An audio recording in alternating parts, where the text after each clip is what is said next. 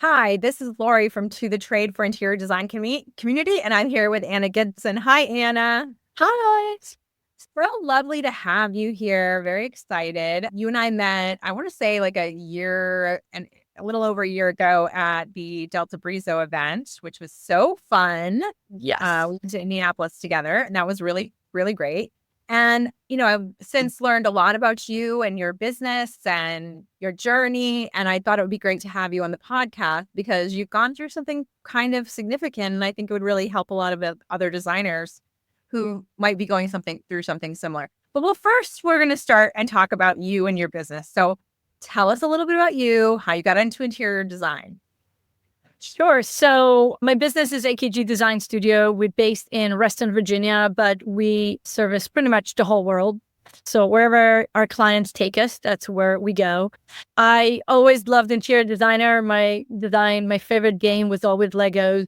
My dad is a civil engineer. I am like, the work that I do is just like this compared to his project and what he's doing. But I pretty much grew up on a construction site. So every weekend it was a hard hat trip to another one of his projects to earn and get, allowances and money, extra pocket money. I would sit and color his blueprint. That's back in the day when blueprints still were blueprints, no color, no nothing. I would calculate materials, how much cement trucks they needed for whatever project.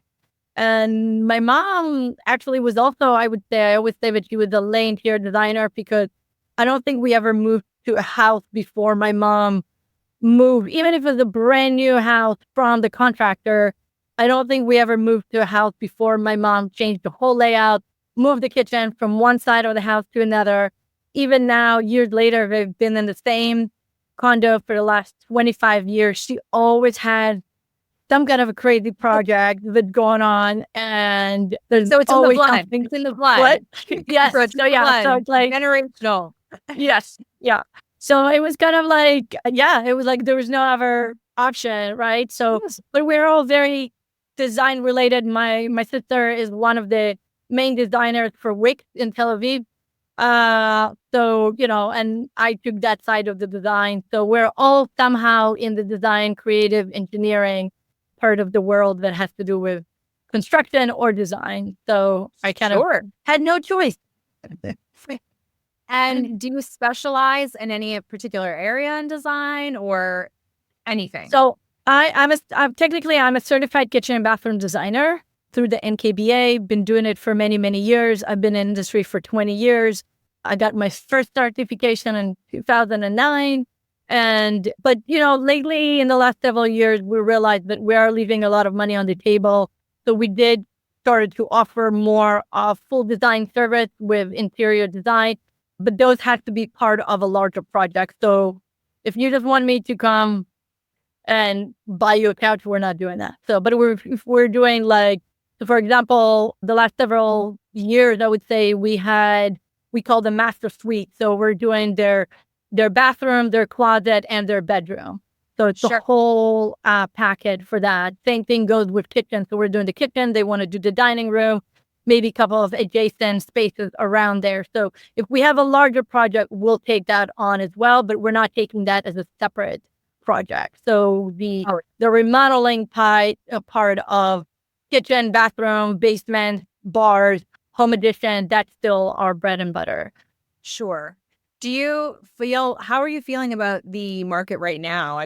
We just had a question of the day for interior design community on Instagram and asked people what their business was doing. And honestly, there was a lot of mix. It was some people are doing really, really great. And some people have hit a little bit of a slowdown. So how has business been for you? Yeah, so it's always, I feel that if you look at the trends, every time we have an election year, leading to the election, everything kind of slows down. People are, no matter who they're going to vote, are freaking out about the results.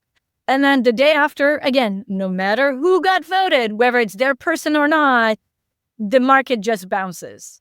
It doesn't matter. Again, I'm not getting into politics. It doesn't matter who was voted and how they voted, whether you're happy with that or not.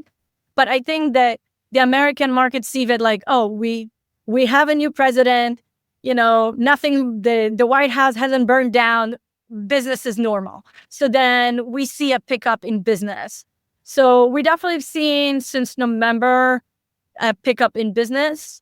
January is always, December is always kind of weird because it's the holidays. But even with that, we have definitely seen pickup in business. And even now in January, we started pretty strong. So yeah, like I think if you've been working hard on your business, it kind of follows you and you see that growth. But so as a kitchen, as a focus of kitchen design, although I know you do other projects also, and you include it in this, your tentacles move into the house. How do you make the majority of your profit? Is that through the design? Is it through specifying a product or a mix of both? How does that work from a profit? I think it's a mix of both. So we do charge design fees. We charge consultation fees. We don't do anything for free. So this is kind of like a big chunk of our income. But then we do have clients that we call it procurement and implementations. For legal reasons, I do not want to call it project management because they have contractors. It's not us. But what we do is that's the stages where we provide all the materials for them. And the biggest piece with that is usually we also charge fees on that. But between that, I would say selling the cabinetry, that's going to be like the biggest chunk of money that we're doing. Sure. Yeah. And then, of course, we have a little bit of the procurement of implementation that I have to be honest, and I have to admit that I am struggling with that a little bit as far as, it takes us a lot of time and effort for that procurement and implementation. And I sometimes feel that we're not making enough money on it. It's a hard sell, but it's also like for the client invaluable because you're doing all the things that they would lose their mind on. Correct. And and a lot of our contractors are like, the reason they're also able to keep their fees somewhat reasonable is because we are doing all that for them. And the client is happy that we're there to handhold and make sure that, I don't know, we had a delivery of tile, not to name names, but we had 4 times that the tile arrived broken. So, this is my office assistant. Right. And you're not making any more money when that happens because you're just correcting the problem. So first time it delivers and it's broken. Okay, great. Crap. I've got to redo it. But by the 4th time, you may have lost money on that. Right. Yeah. So, so our vendors are good that they take care of us, but it's still, hours and hours and hours of my assistant, putting effort to email, make sure, go check the tile, make sure of it, and again. So I'm definitely, thinking about, creative ways of how to do it differently this year. We are starting 9 year in business. So it's not, my first rodeo. Yeah. But it, when you look at your business and what you're doing, it's always good to evaluate and see what is making you the money, where you're losing the money when you're not making enough money, and what's going to be the next step to fix it and make it better. So it doesn't matter if it's year 1 or year 9. Year 9 is sometimes easier because you have more way to look back and see how things look versus year 1 or year 2. But even those years, you can still already kind of take a look and see like, okay, this is the things that are working. But looking back at the end of the year and see what worked or what didn't work, I think that is really, really important in order for us to move forward in the next step of your business and always evaluate, always rethink of how you can do better, not just for your clients, but also for your own business. Absolutely. And we did a freebie for interior designers last month that was like an end of year business review, like just a list. I saw it. It's fantastic. I downloaded it and I love it. Yes, absolutely. Yeah. Those things can be very useful because they're just reminders. There's a lot of things to kind of check through. It doesn't have to be like a deep check. It could be like, okay, did we do that? Yep. Okay. And you go forward from there. But I think it's always a good idea. I think you're right to have that end of year. And January is a good time to do that because it kind of does. Most designers slow down after the holidays, or at least have that some It time off. is. And like also Time. we've been having this like crazy like weather here. Like so like I keep joking with my vendors in Canada that I can't order cabinets from them anymore because they keep bringing the cold with them. And I'm like, I don't know what's happening. Like, please stop. I'm New You got, Hampshire, so it's always yeah, no, cold you here. guys are used to it. We're in Virginia, and we were told that it's going to be El Nino. It's going to be nice, warm winter. And it's like, so I like didn't even went and beef up my wardrobe for this year. I like, what is all these sweaters? I love it. I love it. Yeah. So I wanted to kind of dive into kind of a problem I think that some designers are going through or have gone through. You experienced long COVID. And I, remember having a great conversation with you at High Point because I do know a lot of designers who've been through cancer or illness in the family, taking care of aged parents, or a physical, like chronic problem that they've got going on. How did you handle running a business while dealing with those issues? Yeah. So it was definitely not easy. So I got my second bout with COVID after we came back from Germany. That was the first NKBA tour. And pretty much the last day, I'm like, I'm feeling well, at least stay away from everybody else. And by the time I got home, I was already married and wearing a mask, kind of thinking like, okay, what's happening? Got home, did the test. And then after that, it was a good 6 months that I was absolutely in pain and misery. I would get up in the morning and within probably half an hour, and I'm not exaggerating, that I would be literally on the floor in the kitchen or wherever I was and like just going back to bed. So, like everybody else with COVID, the doctors were useless. There was nowhere to find any answers. I was taking myself to different doctors to figure out what's going to be. But at the same time, you have to continue. You have a business to run, and you can't just let go of everything. It was rough. I have to tell you, it was probably, if I look at my revenue, 2023 probably was the worst year in revenue that I have, like even compared to the first year that I started. Luckily, I had an amazing support system, which is my husband. And he's always my, he's like my your Mark. So he's my Andy. He's like my to-go guy. So if anything needs to be picked up, delivered, run, like he was there for you. But it's also realizing that you can't take that much projects on. So you're just going to take the projects that are right for you, but you're going to have enough energy to do that. And really just trying to find the support for your community, maybe, hire somebody remote, even part-time, to do some drawing and things that I was not able to do. I do have an office assistant, so she does a mix of things. So she does drafting sometimes, she does a lot of the selections for me. So having her was invaluable because it was just otherwise between these two people, I don't know if I was going to be able to survive that. It was really, really difficult. But it's also realizing that you can't do it all at all the same time. Beyond your control. And I think that's really difficult for people who are, strong businesswomen or men to grasp, because we're used to taking care of everything. And then all of a sudden you are the person who needs care. And it's not it's like kind of an uncomfortable place to be if you're not used to that environment. Right. No, absolutely. Others, was that a struggle for you? Absolutely. Yeah. Because I'm the only one that, always the one that's taking care of everybody. I'm the one that is like the go-getter. Like I'm always saying that, like, I'm used to living my life in fifth gear, and suddenly I'm like stuck on neutral, and I'm like, I can't do everything. I can't do. And so it's definitely became the year of no.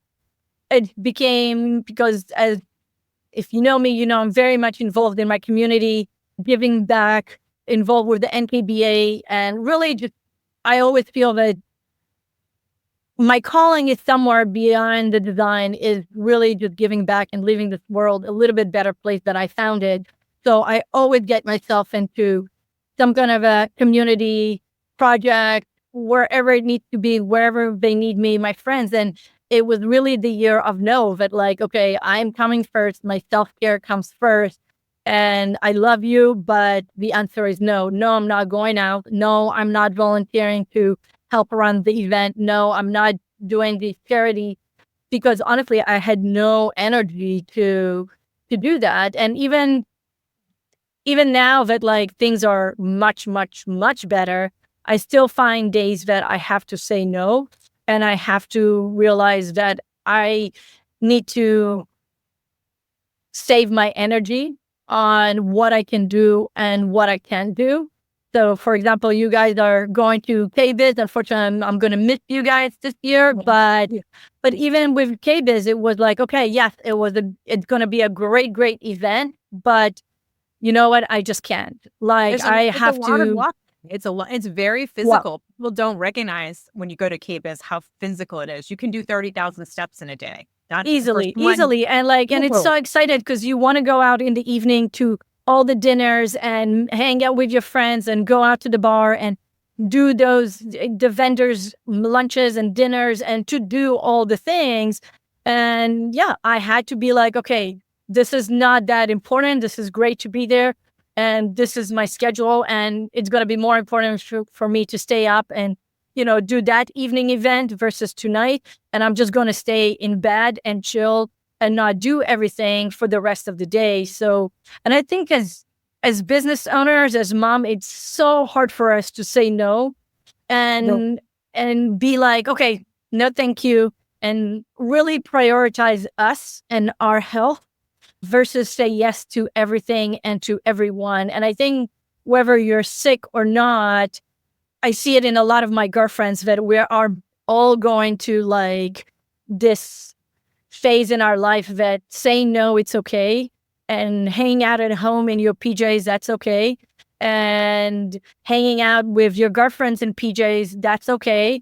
We have a whole thing now going called wintering, which means that, no big events, but, just hanging out in PJs and having 101 drinks and just chilling, because everything else and everything around us between our work, the world, it takes so much energy from us.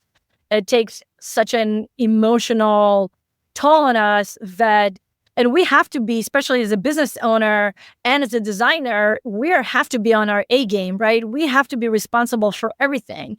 And so much money, right? I mean, there's a lot of responsibility and actual dollars that rely on you. Right. And we are responsible for, to pay for our lease for our studios. If we have that, we are responsible for paying our employees' salaries. We're responsible to help support the family in some kind of a financial capacity. So we have so many responsibility that we always put ourselves back, and realizing that is actually negate the whole purpose. And honestly, I always say it, I do not believe like in balance. Like, I think work-life balance is bullshit. It was created in the 40s for women to go back into the workforce. And they're like, oh, you can do everything. You can balance it. There is no balance. There is priorities. And you need to decide where's your priorities, because it's never going to be balanced. You cannot give 100% on your studio and then also give 100% at home. And a lot of times, especially when I started my business, my priority was to start my business. So my daughter till this day still jokes like, Mom, like, we haven't seen you in 2 years. I'm like, yeah, because this was the first 2 years was my deep dive into my business.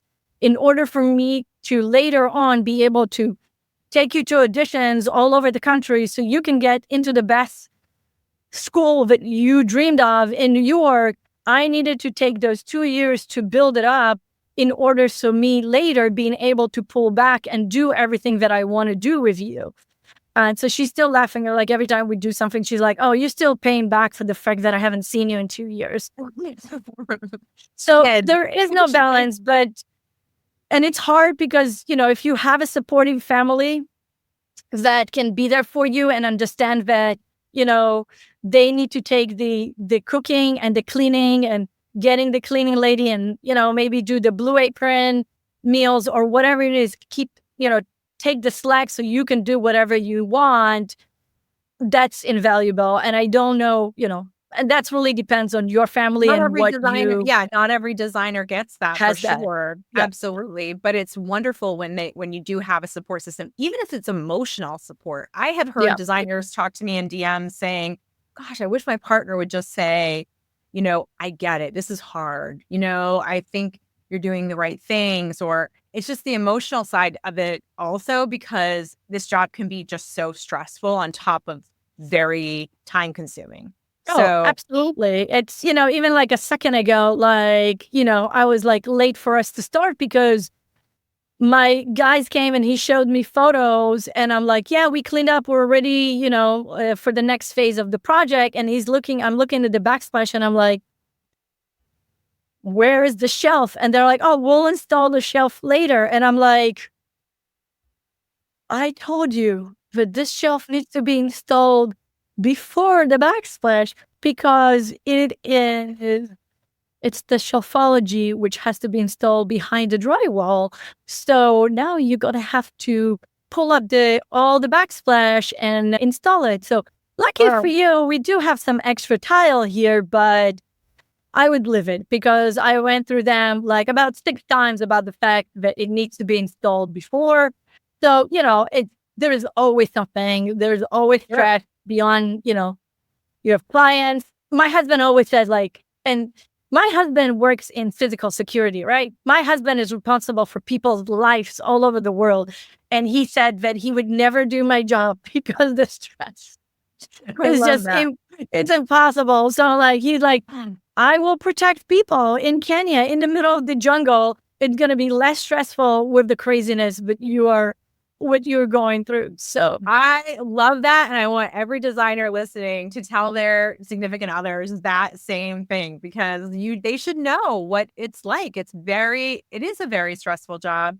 And I'm sure it was further complicated by that chronic health journey you were going through, because with long COVID, and I'm sure for a lot of people experiencing other kind of chronic illnesses, including cancers and things like that, it's just, you don't know when it's going to end. right. Right. Yeah. I mean, there's no okay, by this time you just have to deal with it for 3 weeks and then you'll be back on your feet and you will be fine. You don't know. So projects are very, organized. This stage, then this stage, then this stage, then this stage. How did you manage to, and I'm sure you did use your resources, but managing your own feeling of movement and keeping positive when you don't know when things are going to get better? I think I'm a very, very optimistic person. And I kept pushing to figure out the solution of how I'm going to get out of there. And eventually I cured myself, unfortunately, and fortunately, because the doctors did not have. But a lot of people, and I know other designers out there that do deal with chronic diseases, and it's actually even worse because it's not something that you want to talk about. It's not something that people can see, right? Well, it also feels like a weakness, especially in women. Correct. We don't want to be weak, because we're already kind of considered weak. So, yeah, so it was really, as I said, it was really just managing my energy. So if I got up in the morning and I had really good energy, I would do as much as possible in the few hours that I felt good. And then when it was time to okay, my head, everything, all my bones were hurting, it was like, okay, I'm done for the day. I'm going to let my clients know. I'm going to let my contractors know that, I'm going to get back to them in a day or two. But it's really managing your own energy as much as possible and keeping open line of communication with your contractors. I'm lucky I have contractors that I've been working with for several years. The longest one, I've known him before I even started the project. So my own company. So we've known each other for over 12, 13 years. So keeping open line of communication, and then they knowing what I was going through, they also picked up a lot of the slack. because they're like, okay, we know you can't do that. Okay, we'll come and pick it up. We'll send our guys to do that.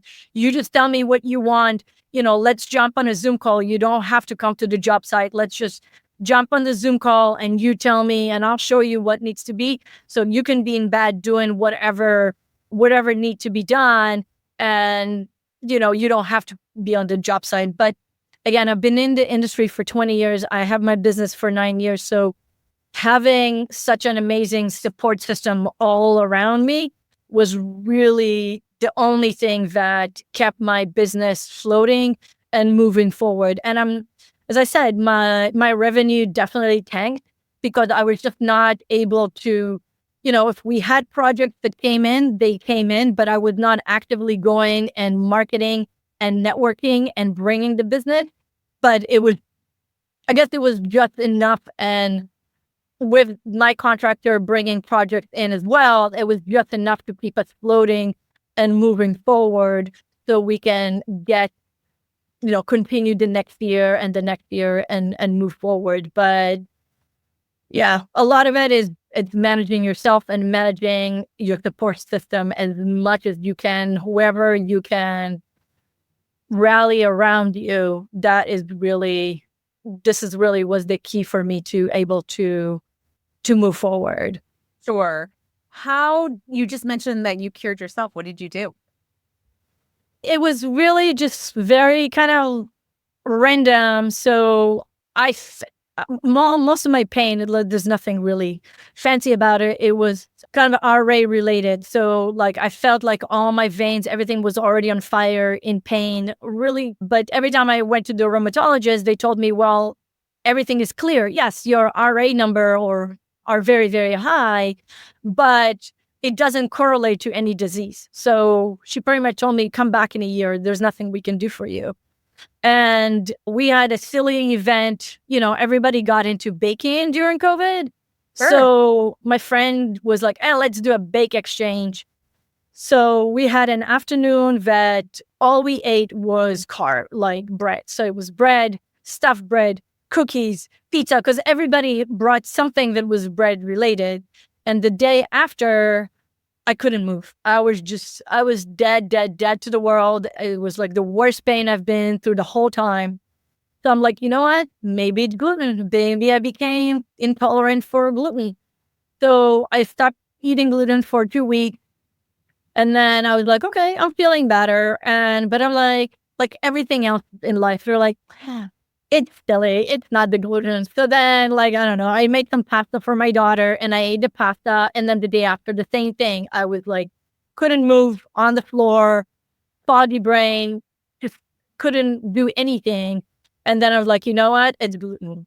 So since June 2023, I gave up gluten. And I know other people, even other designers that had to give up gluten because they became intolerant due to COVID. So yeah, that was really the biggest change for me. It was gluten. Try to also eat healthier as much as possible. I'm already pescatarian and, much more on the veggies, but the gluten was pretty much the biggest thing for me that really just changed everything. And it didn't take long, but if I would just kept going to doctor and not listening to my own body and what's going on with me and kind of trying different things, I would probably would have lost my business and be completely shut down because I couldn't. I literally, I would just get up in the morning and sometime it would be a couple of hours. Sometime it's going to be half an hour and I would just be back in bed and just in pain, sleeping and not moving. Nightmare. Yeah. And I'm so glad that you got through that. And, I've heard these stories over the years with designers. I've had lots of behind the scenes conversations about illness, about just wake up calls with help as we get older, because I just think interior design is such a stressful job that even if it's not a chronic illness, sometimes it's just that managing of that stress catches up to us at a certain point in time when you're young and, everything, you bounce back super easy. It doesn't seem to affect us. But then as you get a little bit older, then you get these like health wake up calls. Maybe your blood pressure goes crazy. Maybe it's, some other sort of thing. And that is when I think that what you're talking about has such value for designers, because managing what you need to do to get through it so that you have a business on the other side of it is the goal, right? So figuring it out step by step, breaking it apart like it's the puzzle of design, and trying to figure your way through whatever that is, whatever health journey you're on,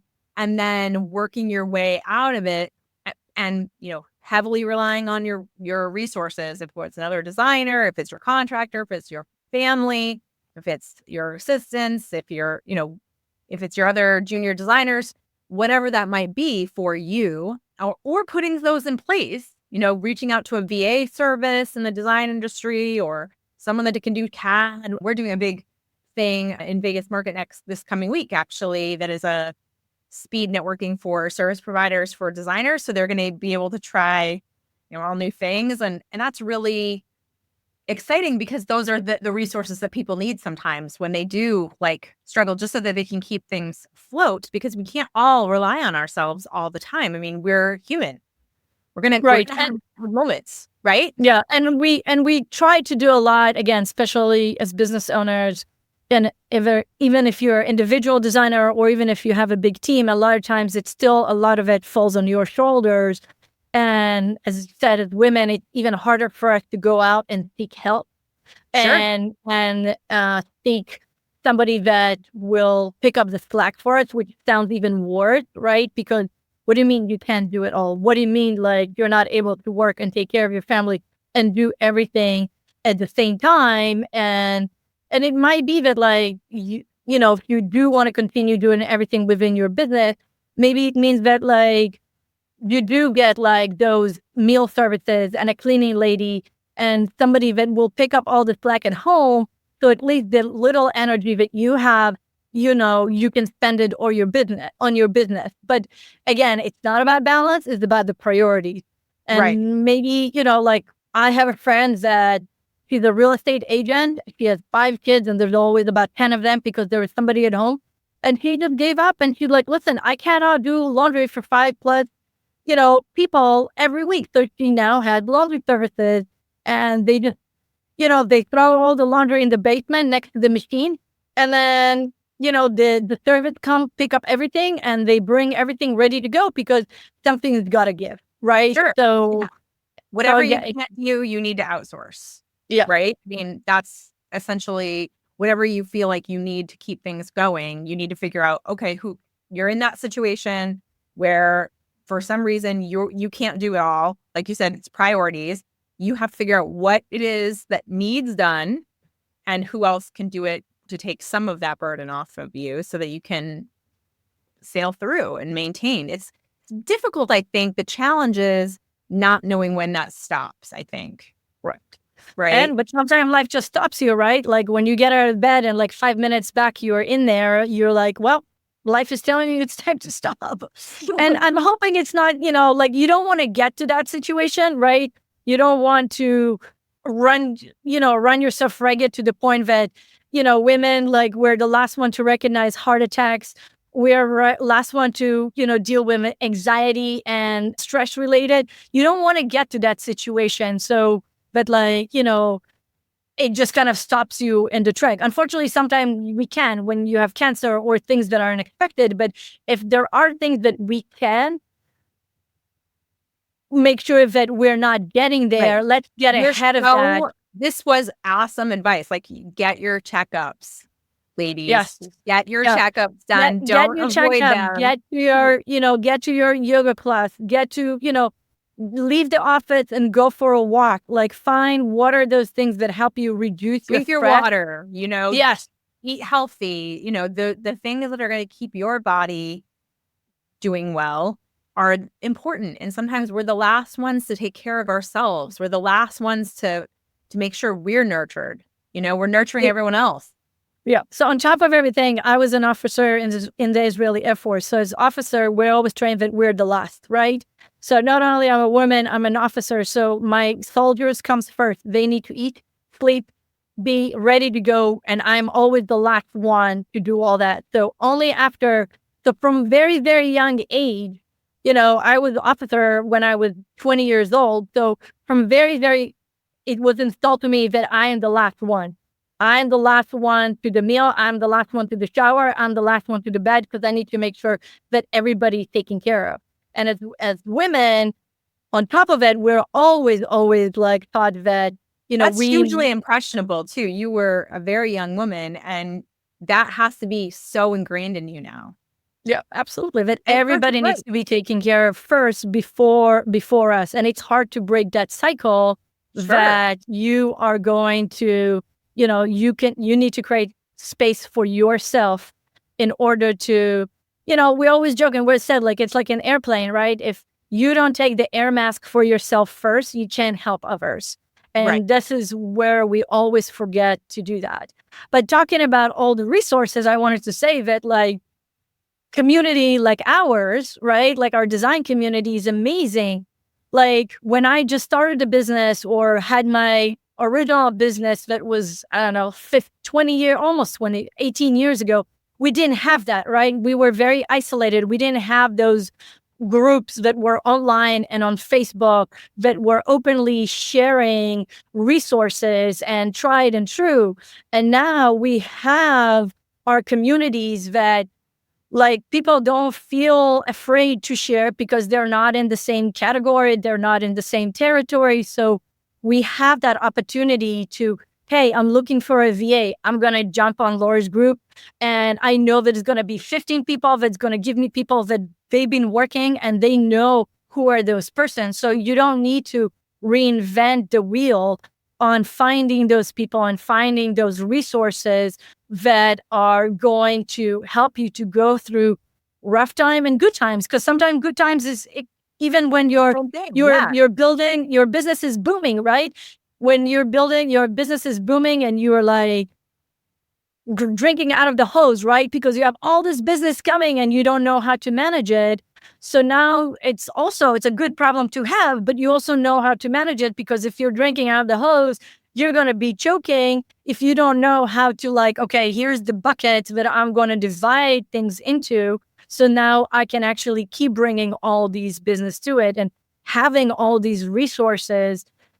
I think that is like one of the most amazing things for me that came with social media and creating community like ours in the last several years that I'm so, so grateful for. Has it been a challenge to delegate? Yes and no. So as I grow older and wiser, I feel that it got, yes, easier because I'm like, I have to. Like, again, it was that year that I'm like, if I'm not going to delegate, it's now not going to get done. And sometimes it's still very, very hard because you know that something that probably would taking me 20 minutes to do, now it's going to take somebody else 3 hours to do. And it's the being okay with that. Because that 20 minutes, you're still going to be able to do something else, right? So yes, it's taking me 20 minutes. Yes, it's going to take them 3 hours. But those 20 minutes, I can go for a walk. I can leave the office early and go for my yoga. I can do phone calls to follow up on leads and new clients. But those 20 minutes, I can do something else that's going to be much more productive for my business. And as a young business owner, I think it's much harder to accept it, and especially as designers, because we have our vision for the client. We have our vision for our brand. It's much harder to relinquish that control and knowing that somebody is going to take care of that brand, take care of our client the way we want to take care of them. Yeah, control sometimes is very difficult because they're never going to do it the exact same way you would. Correct. Even if you have the best, standard operating procedure out there, it's not necessarily. And then the mistakes. Sometimes the designers call me and text me and they're like, oh, they made a mistake. It's so big. And it's so frustrating because but it's normal. I mean, you might have made the same mistake, but because it's someone else doing it, it becomes like there's a big flashlight on it. There's a big spotlight on that Right. mistake. Like, oh, if I had done it, we would have been perfect. Right. Absolutely. Yeah. No, absolutely. It's like, it is like that. But so, and it's sometimes just, you know what, if this is where it's super hard, then find the little things that might be easier to delegate, right? Something that is not, we're not emotionally connected to. So maybe delegate your accounting, right? So instead of you sitting and recycling and reconciling receipts for hours, delegate that. There's nothing emotional about reconciling receipts, right? It's Yeah. just so technical.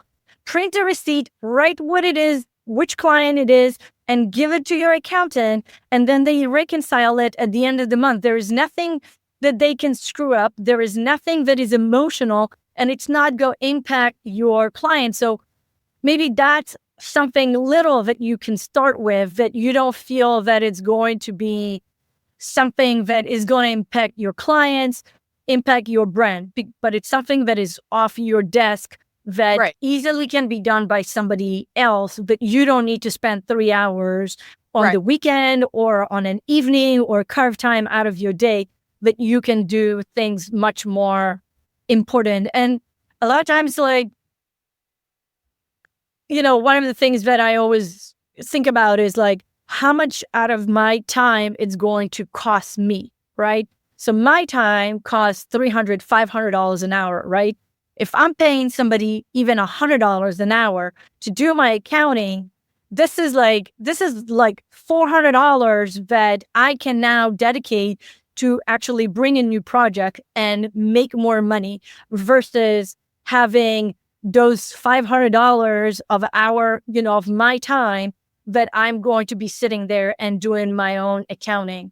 So find those little things that you not that emotionally attached.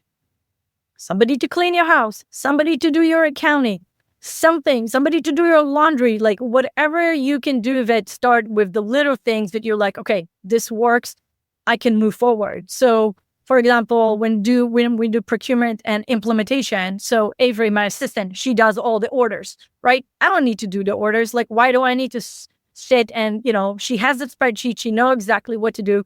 She knows, all our accounts and stuff like that. She has the credit card.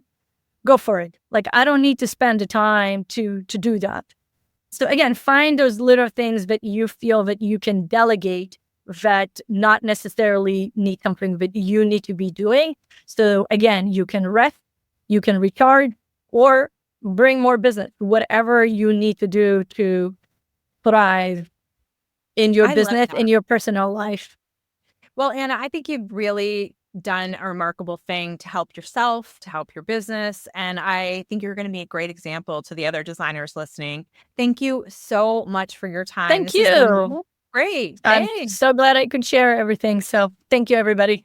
And is there anything out there that you want people to learn about you? Do you want them to follow you on Instagram or go to your website? Yeah, follow me on Instagram. It's the AKG Design Studio. Unfortunately, someone else took the other name. I am going on the Tile of Spain tour. So that's why I'm not going to be in KBIS. So that's fun. If you want to see really amazing tiles and cool spaces from Barcelona and Valencia, just follow us on Instagram. And yeah, we'd love to connect. Absolutely do that. Love that.